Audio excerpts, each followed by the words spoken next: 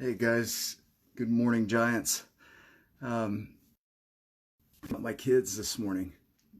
Got to spend about a week with them this past week, and had to help them with schoolwork. And school is, I'm no teacher, but I do know how to handle stress and manage stress. And I look at the assignments that the teachers gave them, and they're pretty intense. And I'll try and get my mind to flow here. Um, but I have an 8-year-old and a 10-year-old daughter. Daughters, we'll say. The 8-year-old, when we were doing her homework, she says, "I can't think. I can't focus." Something that we might say as "I feel overwhelmed." She says is I can't focus at 8 years old, and so she's trying to do all this homework, and there's this huge stack in front of her, and she sees this stack over to the side, and she's like, "It's too much. It's too overwhelming. Look at all I have to do by May 1st. That's too much, Dad." And so I took it and I hid it. I hid the pile that she needed to do, and I said, "Let's focus on, man, let's focus on what's in front of us. Man, here we go." There's nothing like kids, right, Charlie? Good to see you this morning. Man, if you guys, if you get a chance, go to Charlie Mills' page and check out his kids reading his book. It's maybe I'll share it if you're okay with that, Charlie. It's cool. Kids are amazing. They speak a little different from us. They don't have the language that we have, but they do have language for things. And I look at my daughter and she says it's too much. It's too overwhelming. And we hide that pile. And I said, let's focus on what you do have in front of you and what you can do. Let's do one thing at a time. And if we need to take breaks, let's take breaks. And so I gave her a chance to do a little homework, take a break, and come back to it. And she's saying the same thing you or I would say if we were overloaded. I go into work sometimes, and there will be a stack of items, and there will be there's a concept in business called the inbox. When they're training CEOs, they do the inbox test, where they see how they'll respond to stress when they have a plan and they're going along to plan, and then somebody throws something in their inbox. "Hey, I need you to get this done." They want to see how they manage that stress. And so in my work, that's constant. That inbox is constantly changing. So any plans that I have are constantly molding to what's in front of me. And kids don't have language for that.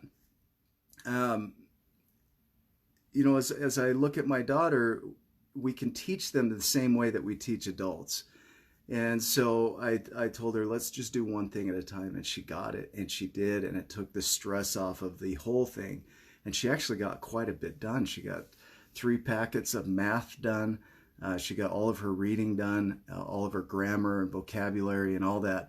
Hell, I even learned a few new words, which was good. My other daughter, the 10-year-old, she says to me, "Dad, I feel stressed and my stomach hurts." Now, what you and I would describe as anxiety, a kid doesn't have language for that. They don't know what anxiety is, and so my stomach hurts and I feel stressed. They know what stress feels like.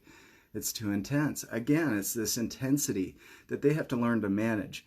And the same way they learn it is the same way that we learn it. As kids, they need tools to be able to manage it just as much as you and I need tools to be able to manage it.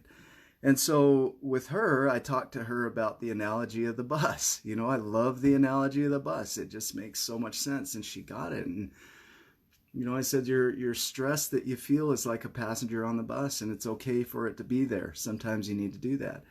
But she has a tendency of playing Minecraft for hours on end. And sometimes just that nausea of doing the same thing repeatedly can create this sickness inside of you. I felt it, where I have these repetitive behaviors that I do over and over, that if I do them too much, then I feel sick inside. And so it's the same feeling, but there's no language for it yet. And so we help give them language and tools. And that's something as parents that we can do, not only for our kids, but for our internal child. Like, I didn't say eternal. Maybe it is eternally childish, but the child within us that maybe didn't learn those tools, we can teach those tools to that child. And so teach ourselves these tools. if you're feeling things and you're feeling overwhelmed, first thing you need to do is give it language. Speak it into existence. And the language makes it, it takes it from in here and it brings it out here into something that we can mold and play with and manipulate. And not in a bad way, but manipulate as in change it, shift it. And so as soon as we give language to that thing, we bring it out in the open where we can really look at it for what it is. If we avoid giving it language, it just is this emotion, and there's not much you can do with just an emotion. I remember there were, years that I went through this phase of just anxiety where I didn't want to face the anxiety that I was feeling. And it really took giving language to it and facing it and looking at it for what it was to really analyze it and bring it out in the open and clear it. And, I still go through moments. I had a good friend here on Facebook who was struggling yesterday and was wondering, like, is it okay for me to struggle? Yes, it's okay for you to struggle. We're all going to struggle. And the challenge is to allow yourself to do that. It's okay to have a bad day, just a really crappy day. It's okay to be off your game. I do it all the time. I'll wake up in the morning sometimes just spun up, and that's going to happen. But it doesn't have to dictate my whole day. I posted this morning, let me read this to you. This is from a poem that I wrote back in 2010 called Bond and Free. And it's on YouTube. There's a link on Facebook that you can watch. But it says, no one holds the power to make you bond or free. My liberty or imprisonment is dictated by me. Now you hold the self-same rule, and by your very hand, you can be the one in prison or the master in command. We have that ability, guys. So your language helps create one way or the other. What you speak as imprisonment becomes imprisonment. What you speak as liberty becomes liberty. And so choose your words because they're powerful and they're creative. So a bit of a run on there, but when you're talking to your kids, going back to the original message here, is talk to them like adults. They can handle it. They get concepts, they just don't have the language for it yet. So help them learn the language that they need to be able to manage those things, and give them tools like you have tools to help them manage those things, because their life is similar to yours. The path they've got to go down is going to be similar to yours, and they've got to have tools to be able to handle it and become giants in their world. And you want to give them the language, I'll call it,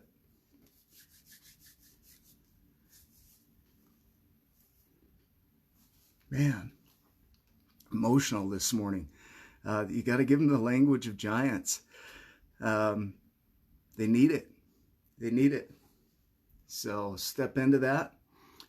Do that for yourself. Give yourself the language of giants, and speak what you want into existence.